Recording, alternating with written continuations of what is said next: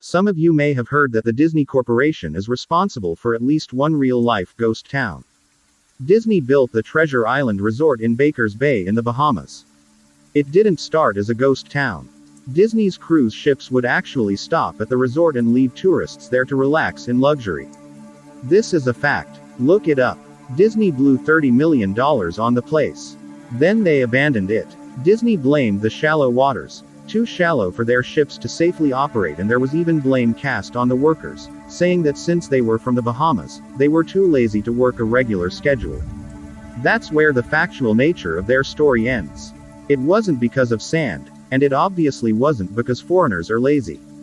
Both are convenient excuses. No, I sincerely doubt those reasons were legitimate. Why don't I buy the official story? Because of Mowgli's Palace. Near the beachside city of Emerald Isle in North Carolina, Disney began construction of Mowgli's Palace in the late 1990s. The concept was a jungle-themed resort with a large, you guessed it, palace in the center of the whole thing. If you're unfamiliar with the character of Mowgli, then you might better remember the story The Jungle Book. If you haven't seen it anywhere else, you'd know it as the Disney cartoon from decades past.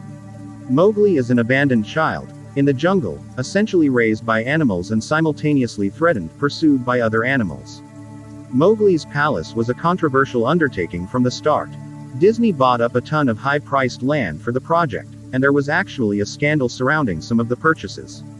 The local government claimed eminent domain on people's homes, then turned around and sold the properties to Disney. At one point, a home that had just been constructed was immediately condemned with little to no explanation.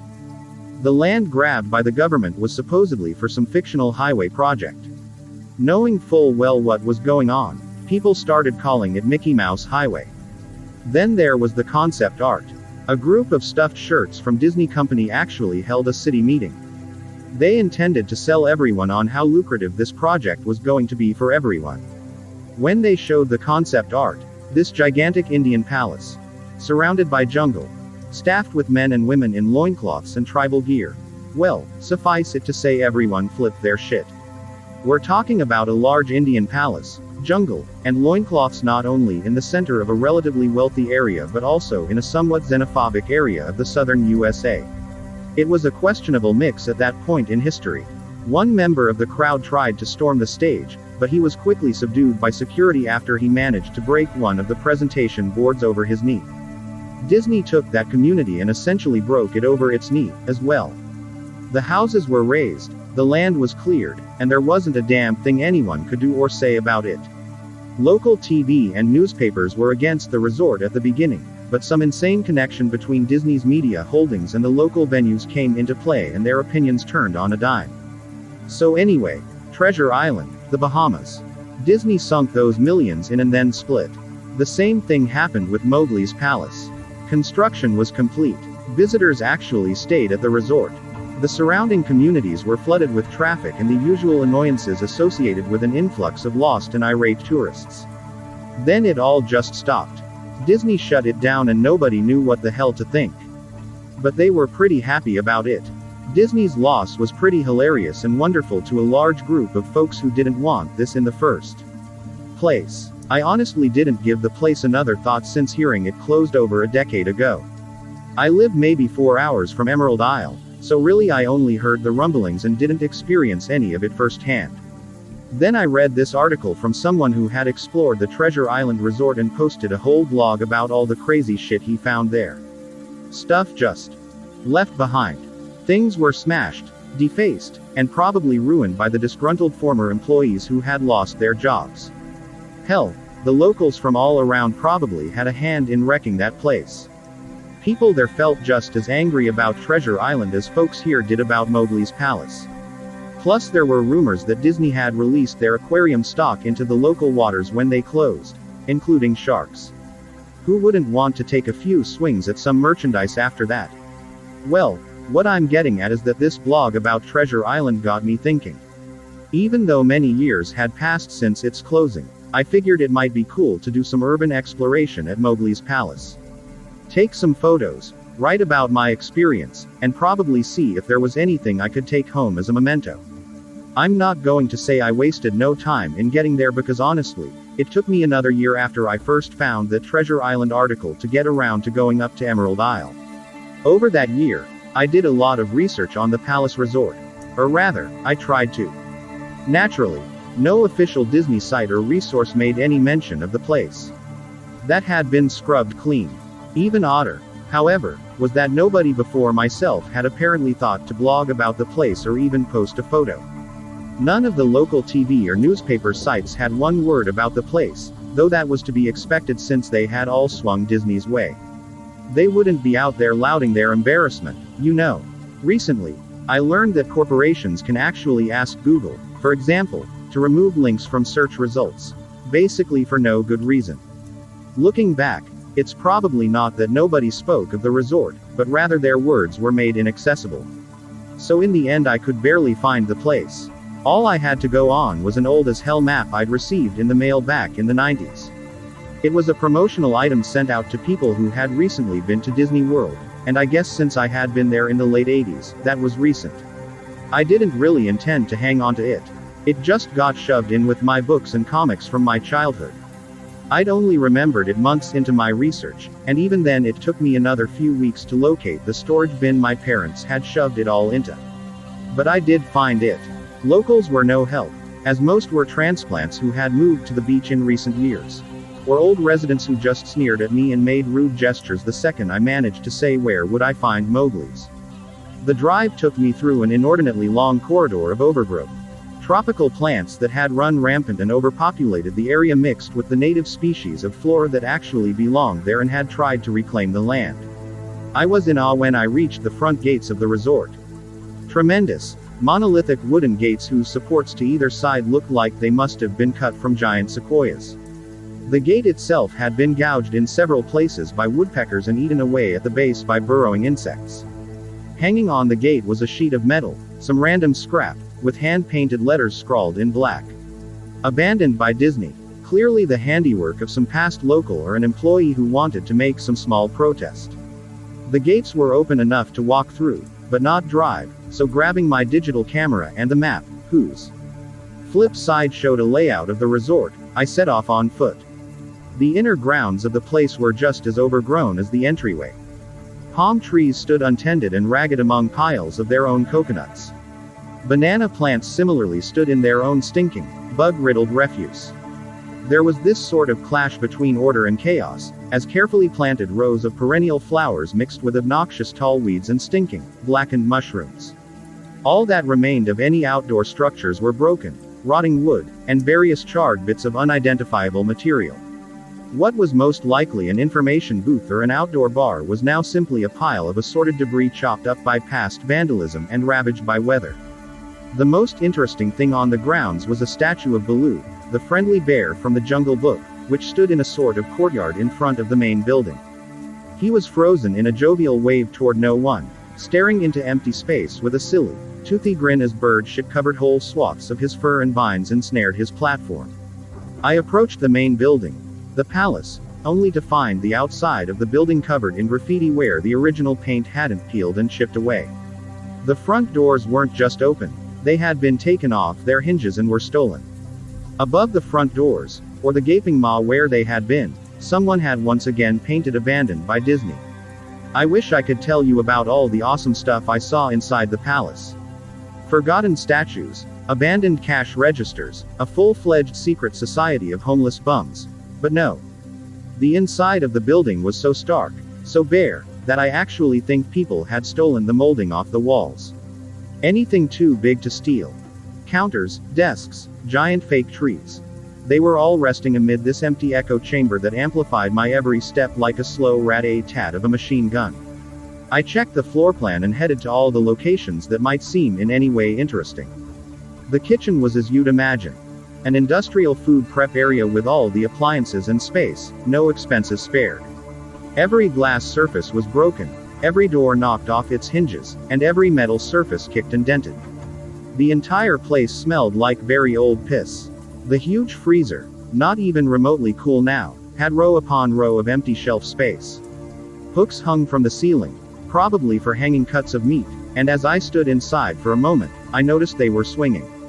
Each hook swung in a random direction, but their movements were so slow and small that it was almost impossible to see.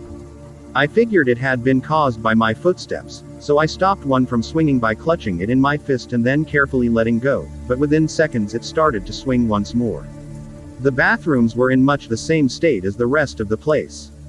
Just like the Treasure Island Resort, someone had methodically smashed each porcelain commode with coconuts and other implements. There was about a half-inch of rancid, stinking stagnant water on the floor, so I didn't stay there very long. What's odd is that the toilets and the sinks, plus the bidets in the ladies' room, yes I went there, all dripped, leaked, or just ran freely. It seemed to me that they should have shut the water off long ago. There were plenty of rooms in the resort, but naturally, I didn't have time to look through them all. The few I did peer into were similarly wrecked, and I didn't expect to find anything there. I thought there was actually a television or radio in one room, as I really think I heard a quiet conversation coming out. Though it was like a whisper, probably my own breathing echoing in the silence, or just another case of the sound of flowing water playing tricks on the mind. This is what it sounded like. 1. I didn't believe it. 2. Short, unknown reply. 1. I didn't know that. I didn't know that. 2. Your father told you. 1. Unknown reply, or possibly just weeping. I know, that sounds ridiculous. I'm just telling you what I experienced, why I thought there might have been something running in that room. Or worse, some vagrants who had holed up there and probably would have knifed me. At the front doors of the palace again, I figured I hadn't found anything of note and had wasted the trip up. As I looked out the door, I noticed something interesting in the courtyard that I had apparently missed. Something that would give me at least one thing to show for all my trouble, even if it was just a photograph. There is a lifelike statue of a python, maybe 80 feet long, coiled up and sunning itself on a pedestal right in the center of the area. It was almost time for the sun to start setting, so the light fell onto the object in the perfect way for a photograph. I approached the python and snapped a photo. Then I stood on my toes and snapped another. I moved closer again to get the detail of its face. Slowly, casually, the python lifted its head, looked directly into my eyes, turned, and slithered off the pedestal, across the grass, and into the trees. All 80 feet of it. Its head long disappeared into the woods before its tail even left the sunning spot. Disney had released all their exotic animals onto the grounds. Right there on my floor plan map was the reptile house. I should have known. I'd read about the sharks at Treasure Isle, and I should have known they'd done this. I was dumbfounded, just utterly stupefied. My mouth must have been hanging open for the longest time before I came back down to earth and snapped it shut. I blinked a few times and backed away from where the snake had been, back toward the palace. Even though it was totally gone, I still wasn't taking any chances and backed my way into the building. It took a few deep breaths and slaps to my own face to get myself right in the head again after that. I looked for a place to sit down, as my legs were feeling a bit like jelly at this point. Of course, there was no place to sit down unless I wanted to recline in the broken glass and dead leaf carpet or haul myself up onto a desk of questionable reliability. I had seen some stairs near the palace's lobby and decided to go have a seat there until I felt better. The staircase was far enough away from the front of the building to be relatively clean, save for a startling accumulation of dust. I pulled a wedge of metal off the wall, once again painted with the abandoned by Disney motto I'd become accustomed to. I placed the wedge on the stairs and sat on it to keep it at least somewhat clean. The stairway led downward, below ground level. Using my camera flash as a sort of improvised flashlight, I could see that the staircase ended in a metal mesh door with a padlock. A sign on the door. A real sign. Read mascots only. Thank you. This perked up my spirits a little bit, for two reasons. 1. A mascots only area would have definitely had some interesting stuff back in the day. 2. The padlock was still in place. Nobody had gone down there. Not the vandals, not the looters, nobody. This was the one place I could actually explore and perhaps find something interesting to photograph or wantonly steal. I had come to the palace essentially agreeing with myself that it was okay to take anything I wanted because, hey, abandoned. It didn't take much to bust the lock. Well, actually that's wrong. It didn't take much to bust the metal plate on the wall that the padlock was hooked to. Time and decay had done most of the work for me, and I was able to bend the metal plate enough to pull the screws out of the wall, something nobody else had apparently thought of, or hadn't been able to do at the time. The mascot's only area was a startling and very welcomed change from the rest of the building I'd seen. For one, every second or third fluorescent light overhead was illuminated, even though they flickered and faded randomly. Also, nothing had been stolen or broken, even if age and exposure were definitely taking their toll. Tables had notepads and pens, and there were clocks. Even a punch-in clock on the wall complete with filled-out time cards. Chairs were scattered around, and there was even a small break room with an old, static-filled television and long rotted-out food and drink on the counters. It was like one of those post-apocalypse movies where everything is left in the state of evacuation. As I walked the maze-like sub-basement hallways of the mascot's only area, the sights just became more and more interesting. As I went further, desks and tables were knocked over, papers scattered and almost melded with the damp floor, and a large carpet of mold was slowly overtaking the real rotting crimson floor covering. Everything was just sort of squishy. Anything would disintegrate it into mush when I applied even the least amount of force, and clothing items hanging on hooks in one of the rooms simply fell to moist threads if I tried to unhook them. One thing that annoyed me was that the light was becoming more sparse and unreliable as I went further into the dank, suffocating depths of the place. Eventually, I reached a black and yellow striped door with the words Character Prep 1 stenciled on it. The door wouldn't open at first. I figured this was probably where the costumes were kept, and I definitely wanted a photograph of that twisted, stinking mess. Try as I might, whatever angle or trick I tried, the door wouldn't budge. That is until I gave up and started to walk away. That was when there was a slight popping sound and the door creaked open slowly. Inside, the room was completely dark. Pitch black. I used the camera flash to look for a light switch in the wall by the door, but there was nothing. As I made my search, I was jarred out of my sense of excitement by a loud electrical buzz. Rows of lights overhead suddenly flashed to life, flickering and fading in and out like the rest I had passed. It took a second for my eyes to adjust, and it seemed like the light was going to just keep getting brighter until all the bulbs exploded. But just when I thought it would reach that critical stage, the lights dimmed a bit and steadied. The room was exactly as I had pictured it. Various Disney costumes hung on the walls, fully put together like strange cartoon cadavers hung from invisible nooses. There was an entire rack of loincloths and native clothes on hangers toward the back. What I found odd, and what I wanted to photograph right away, was a Mickey Mouse costume at the center of the room. Unlike the other costumes, it was lying on its back in the center of the floor like a murder victim. The fur on the costume was rotten and shedding, creating bare patches. What was even odder, however, was the coloring of the costume. It was like a photo negative of the actual Mickey Mouse. Black where he should be white and white where he should be black. His normally red overalls were light blue. The sight was off-putting enough that I actually put off photographing the thing until last.